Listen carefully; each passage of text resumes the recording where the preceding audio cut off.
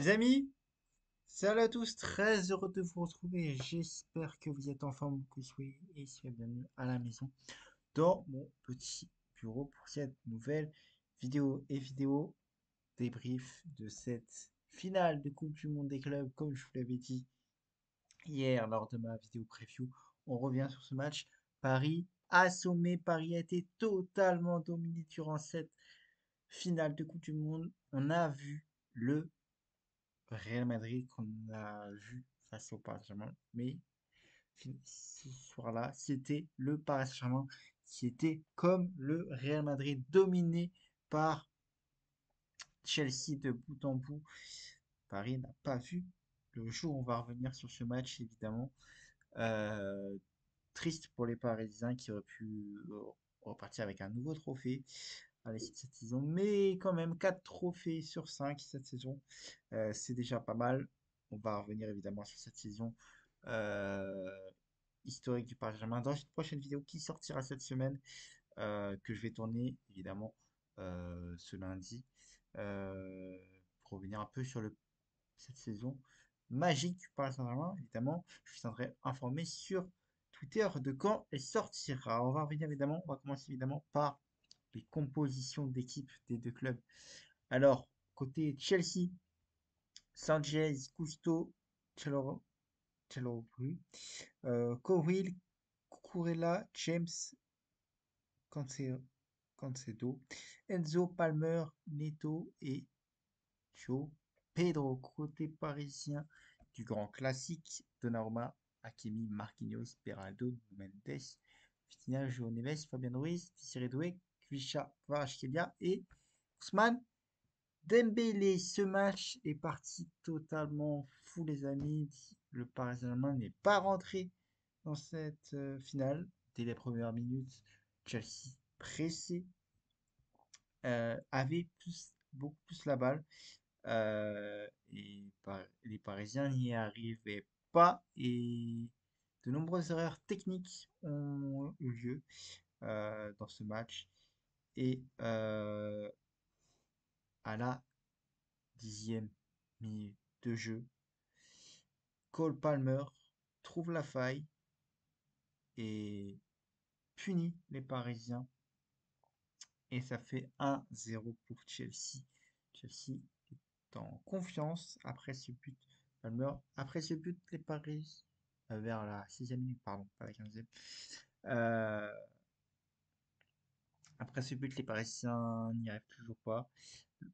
Après les 15 premières minutes, l'orage est passé quand même. Euh, du pressing de Chelsea, mais toujours pas d'occasion à se mettre sur la dent pour les Parisiens. Et vers la 20e minute, les amis, à la 23e minute, Cole Palmer frappe et une nouvelle fois, but pour Chelsea, ça fait 2-0. Le Paris Saint-Germain n'est pas dans cette finale du tout. 2-0 à la même pas une demi-heure de jeu. Pour Chelsea, ça rappelle un match qu'on a vu en demi-finale déjà pour le Paris Saint-Germain. Mais là, c'est l'inverse. C'est les Parisiens qui sont menés 2-0 en si peu de temps, les amis. Si peu de temps, euh, évidemment. Et le score ne restera pas là, les amis. Surtout dans cette première période. Le score va s'alourdir même juste avant la mi-temps, à la 43e minute. João Pedro trouve une nouvelle fois la faille et punit les Parisiens. 3-0 avant la mi-temps pour Chelsea. Chelsea, pour Chelsea, ça sent. Bon, l'arbitre siffle là, évidemment, la mi-temps. Euh, Après la mi-temps, le Paris Saint-Germain un peu mieux, un petit peu mieux. Mais c'est toujours pas ça. Un grand gardien, Sanchez, qui repousse toutes les offensives parisiennes, pardon. Qui, enfin, malgré les changements de Luis Enrique, ça ne changera rien.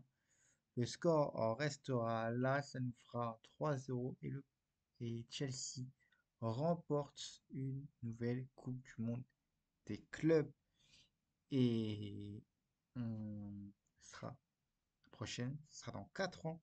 Chelsea, du coup, sera champion du monde des clubs pour 4 ans, les amis. Le malgré les embrouilles, en fin de match, Joe Davis prend un carton rouge sur vraisemblablement ça valait pas rouge pour moi sur une faute de Cucurella qui en faisait trop, un petit peu trop je trouve. Sur toutes les fautes, ce joueur en fait un petit peu trop. Mais je vais pas parler parce que ça va créer des débats.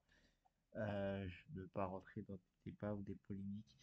Mais pour moi, ce joueur, quand il y a des fautes, il en fait un petit peu trop et il perd souvent beaucoup trop de temps. Surtout quand il fait les touches. Et je vais pas rentrer dans la suite, je vais clore cette parenthèse. Mais voilà, le Paris Saint-Germain n'était pas dans son match hier soir.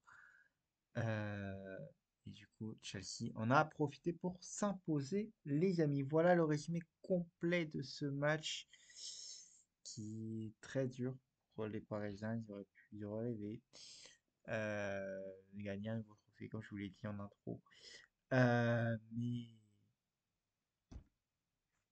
c'est comme ça. Les Parisiens auront une nouvelle chance dans 4 ans. Avec notamment leur victoire finale en Ligue des Champions. Ils sont automatiquement qualifiés pour la Coupe du Monde des clubs, les amis. Voilà pour le résumé complet de ce match. Avant de rentrer dans la suite du détail, je compte sur vous les amis pour vous abonner en masse à la chaîne YouTube si ce n'est pas déjà fait. Activez la cloche juste en haut. Likez, commentez, partagez en me donnant votre avis sur ce match, ce que vous avez pensé du Paris Saint-Germain. Pour vous, qu'est-ce qu'il faut changer, qu'est-ce qu'il fallait changer pour vous, les amis. J'attends vos avis en commentaire. Ça prend même pas 30 secondes. Je compte sur vous pour vous abonner en masse à la chaîne YouTube. Ça me soutient. Les amis, merci par avance. On va continuer évidemment. On va regarder les notes de nos confrères de l'équipe que je salue. Côté Chelsea, elles sont très bonnes. Vous en doutez, c'est un 9 pour l'entraîneur et une moyenne de 6,8 sur 10 pour l'équipe globale. Pour Chelsea, on revit le PSG Real, mais à l'inverse, comme je vous l'ai dit. Alors, on va regarder les notes de Chelsea d'abord. Le gardien Sanchez 8, Cucurella en défense 5, mauvaise note, seule mauvaise note.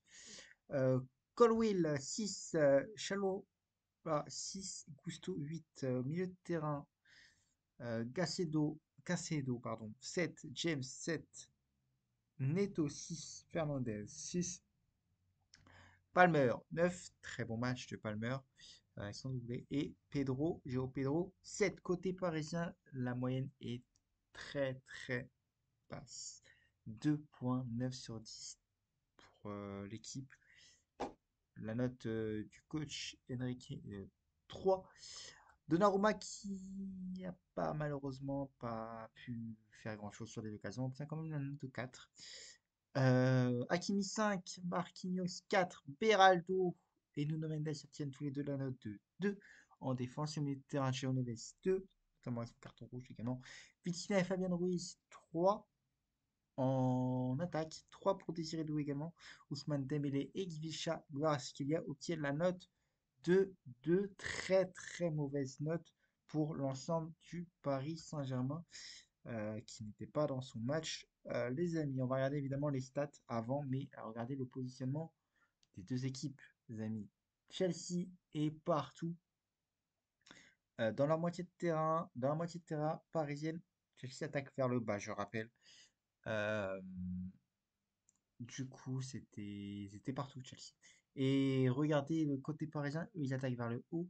Ils s'en mêlaient, ils étaient maximum plusieurs joueurs s'en mêlent les pinceaux au milieu de terrain. Ousmane Dembélé, Fabien Ruiz, Vitinha et João Neves, on voit les joueurs s'en mêlent au milieu de terrain, ils n'arrivent pas à aller de l'avant.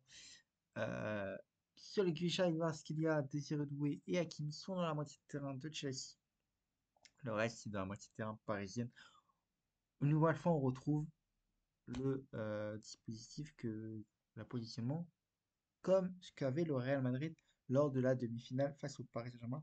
On trouve quasiment la même chose. Est-ce que c'était un match de trop, cette finale pour le Paris Saint-Germain? C'est possible. On sait que la grande saison que le Paris Saint-Germain a faite. Évidemment, on va regarder plus en détail le positionnement de Cole Palmer et d'Ousmane Dembélé. Cole Palmer, on voit, il était partout sur son côté gauche. Il était évidemment, euh, il avait plusieurs zones chaudes, les amis, surtout dans la moitié de terrain parisienne. Alors que Ousmane Dembélé, lui, il était partout sur le terrain, partout. Il était partout, il était à droite, à gauche, milieu de terrain, en attaque, en défense, il était partout. Et il y a quelques petites zones chaudes, mais c'est beaucoup moins chaude que celle face au Real Madrid. Un petit peu plus chaud pour Cole Palmer. Niveau, évidemment, voilà un peu pour euh, le positionnement de Ousmane Dembélé.